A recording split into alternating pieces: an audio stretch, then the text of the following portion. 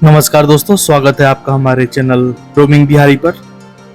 दोस्तों, आज हम बात करेंगे महाभारत काल के एक बहुत ही बड़े योद्धा। एक तरह से कहें तो उनका जो महाभारत के अंदर स्थिति था, जो पोजीशन था, वो काफ़ी अच्छा था और वो भगवान श्री कृष्ण के भाई भी लगते थे। लेकिन क्या कारण हुआ कि भगवान श्री कृष्ण ने अपने ही भाई की वध कर डाला, यानी हत्या कर डाला। जी हाँ दोस्तों, आज हम जानेंगे अपने इस आज के वीडियो में शिशुपाल के मृत्यु का रहस्य, या यूं कहे तो शिशुपाल का वध क्यों भगवान श्री कृष्ण को करना पड़ा और भगवान श्री कृष्ण ने शिशुपाल का वध करने की प्रतिज्ञा क्यों ली थी, या उन्हें क्षमा करने की प्रतिज्ञा क्यों ली थी। आइए जानते हैं आज के इस वीडियो में। तो स्वागत है दोस्तों आपका हमारे चैनल पे, और हम चाहेंगे कि आप हमारा जो वीडियो है उसको लाइक करें, चैनल को सब्सक्राइब करें। और आइए समय को नष्ट नहीं करते हुए चलते हैं आज के इस वीडियो की तरफ। जी हाँ, शिशुपाल वध की जो कथा है, जो रहस्य है, आज हम जानेंगे।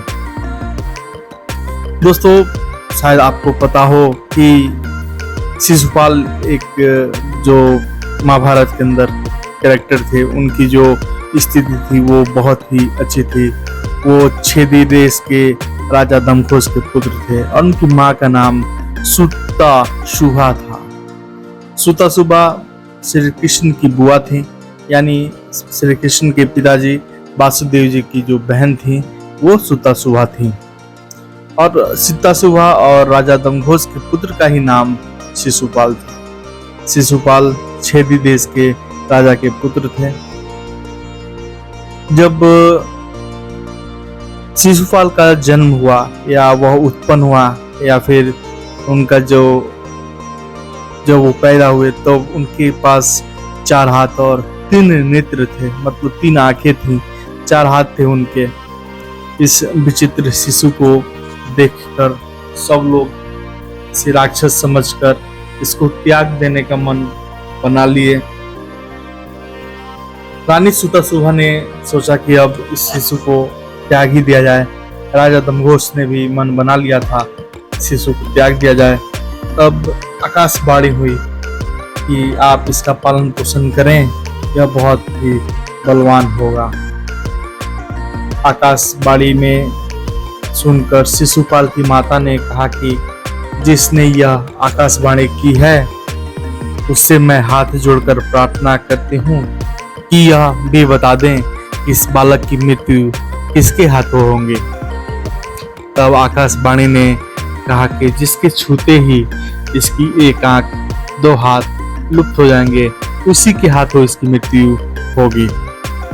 इस विचित्र पैदा हुए शिशु यानी शिशुपाल को देखने के लिए दूर दूर से राजा लोग आने लगे।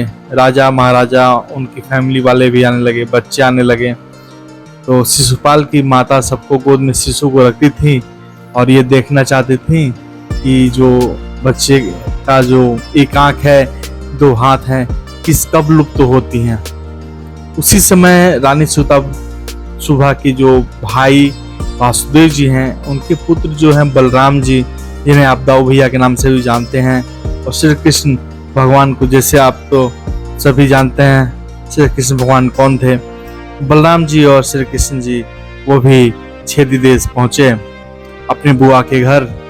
तो बुआ ने इस विचित्र शिशु, जिसको शिशुपाल कहा जाता है, श्री कृष्ण भगवान की गोद में इस शिशुपाल को रखा गया, बच्चे को रखा गया।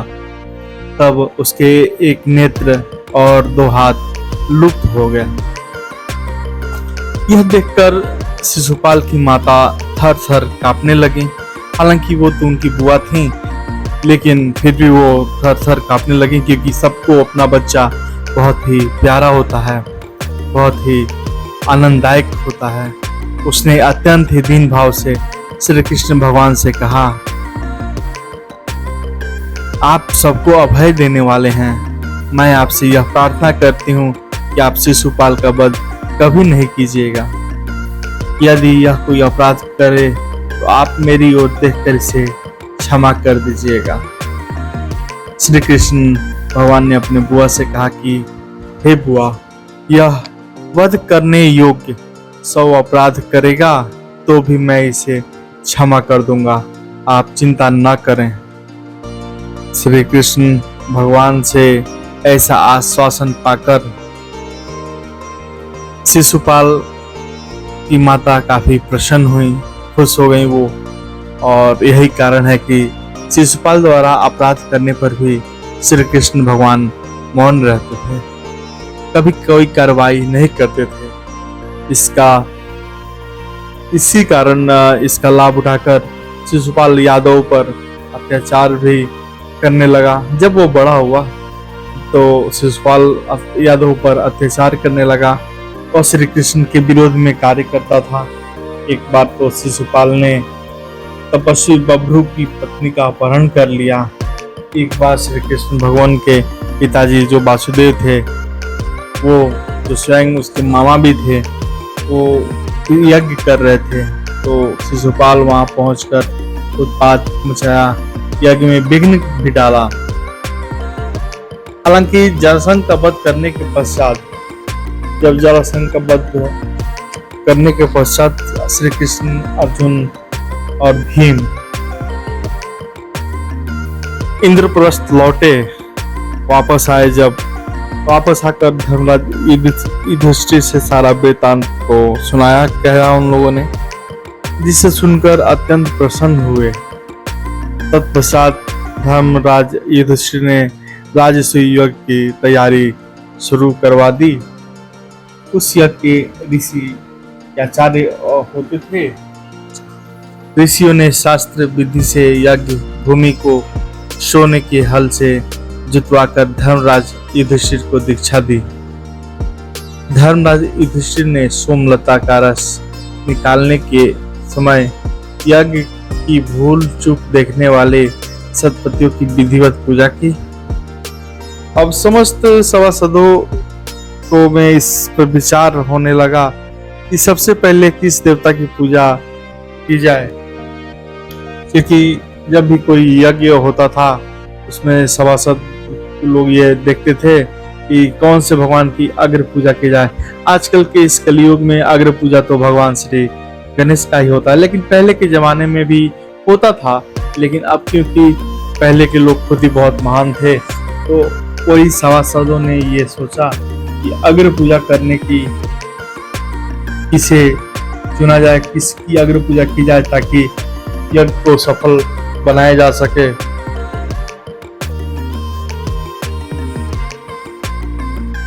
तभी सहदेव उठकर बोले, श्री कृष्ण देवन के देव, उन्हीं को सबसे आगे लेओ। ब्रह्मा शंकर पूजत जिनको, पहली पूजा दीजो उनको। कहने का अर्थ है, श्री कृष्ण तो देव के देव हैं, उन्हीं को सबसे आगे लाकर, ब्रह्मा शंकर भी तो उन्हीं को पूजते हैं, इसलिए पहली पूजा जो है उन्हीं को क्यों न दिया जाए। अक्षर ब्रह्मा कृष्ण यदुराई, वेदन में महिमा तिन गाई। अक्षर ब्रह्मा और कृष्ण की जो चतुराई है वह वेद में भी इनकी महिमा गाई जाती है। अग्र तिलक यदुपति को दीजो, सब मिले पूजन उनको कीजो। अग्र तिलक यदुपति को कीजो, इसका अर्थ ये हुआ दोस्तों कि अग्र तिलक, पहला जो चंदन है, तिलक है, पूजा है, तो यदुपति यानी श्री कृष्ण भगवान को किया जाए। सब मिलके आओ, उन्हीं को पूजते हैं। परम ज्ञानी सहदेव की वचन सुनकर सभी सत्पुरुषों ने साधु साधु कहकर पुकारा। भीष्म पितामह ने स्वयं अनुमोदन करते हुए सहदेव के कथन की प्रशंसा की। तब युधिष्ठिर धर्मराज ने शास्त्रोक्त विधि से भगवान श्री कृष्ण का पूजन आरंभ किया। 6 दिन नरेश शिशुपाल अपने आसन पर बैठा हुआ था, यह दृश्य देख रहा था। सहदेव के द्वारा प्रस्तावित तथा भीष्म के द्वारा समर्थित श्री कृष्ण की अग्र पूजा को वह सहन न कर सका।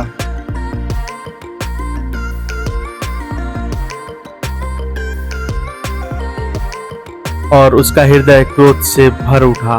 वह उठ खड़ा होकर बोला, हे सभासदों, मुझे ऐसा प्रतीत हो रहा है कि कालवश सभी की मति मारी गई है। क्या इस बालक सहदेव से अधिक बुद्धिमान इस सभा में कोई नहीं है? जो भी इस बालक की हाँ में हाँ मिलाकर योग्य व्यक्ति की पूजा स्वीकार कर ली गई है। दोस्तों, यहाँ पे एक पॉइंट ये है कि शिशुपाल अपने ममेरे भाई श्री कृष्ण को क्या समझता, अयोग्य समझता था, एकदम अयोग्य। क्या आगे 6 दिन शिशुपाल ने कहा कि क्या इस कृष्ण से आयु, बल तथा बुद्धि में कोई भी बड़ा नहीं है? बड़े बड़े त्रिकालदर्शी ऋषि महर्षि पधारे हुए हैं, बड़े बड़े राजा महाराजा यहाँ पर उपस्थित हैं। क्या इस गाय चराने वाले ग्वाले के समान कोई और यहाँ नहीं है? क्या कौवा भविष्यान ले सकता है? क्या गिद्धड़ सिंह का भाग प्राप्त कर सकता है? न इसका कोई कुल है, न जाति है, न कोई वर्ण है। राजा ययाति के शाप के कारण राजवंशियों ने इस अधिवंश को वैसे ही बहिष्कृत कर रखा है। यह जरासंध के डर से समुद्र में जा छिपा था। जरासंध के डर से जो था मथुरा छोड़कर समुद्र में जा छिपा था।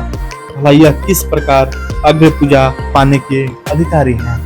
भगवान श्री कृष्ण को शिशुपाल ने कहा कि यह किस प्रकार अग्र पूजा पाने का अधिकारी है। यह आगे कहते हैं, यह को सफल बनाने के लिए वहां पर भारतवर्ष में समस्त बड़े बड़े ऋषि महर्षि, भगवान वेद व्यास, भारद्वाज, सुन्तु, गौतम, आसित, वशिष्ठ, चौयन, कंडव, मैत्रेय, पवश, जीत, विश्वामित्र, वामदेव, सुमंति, जैमिन, क्रतु, पैल, पराशर, गर्ग, वैशंपायन, अथर्वा, कश्यप, भौम, परशुराम, शुक्राचार्य, आसुरी, विद्होत्रा, मधुबंदा, वीरसेन, यकृतवर्ण आदि समाप्ति के तिथि पर थे। आदि वीरसेन, यकृतवर्ण आदि उपस्थित थे। सभी देशों के राजाधिराज वहां पधारे हैं। इस प्रकार शिशुपाल के जगत के स्वामी श्री कृष्ण को गाली देने लगा। उसके कटु वचनों को निंदा करते हुए श्री कृष्ण और भीमसेन अनेक राजाओं के साथ उसे मारने के लिए उद्यत हो गए।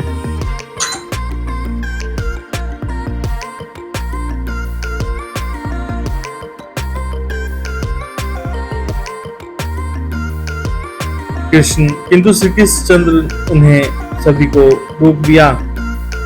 श्री कृष्ण के अनेक भक्त सभा छोड़कर चले गए क्योंकि वे श्री कृष्ण की निंदा नहीं सुन सकते थे। जब शिशुपाल श्री कृष्ण को 100 गाली दे चुका, तब श्री कृष्ण ने गरज कर कहा, बस शिशुपाल, अब मेरे विषय में तेरे एक मुख से भी एक अपशब्द निकला, तेरे प्राण नहीं बचेंगे। मैंने तेरे 100 अपशब्दों की क्षमा करने की प्रतिज्ञा की थी, इसलिए अब तेरे प्राण बचे रहें। श्री कृष्ण के इन वचनों को सुनकर सभा में उपस्थित शिशुपाल के सारे समर्थक भय से थर्रा गए, किंतु शिशुपाल का विनाश समीप था।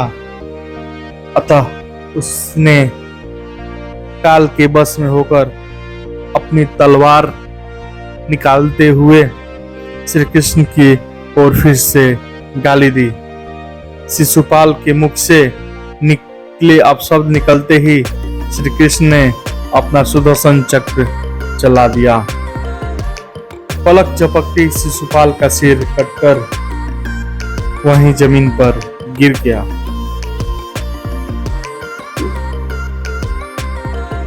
तब शिशुपाल का सिर जमीन पर गिरा,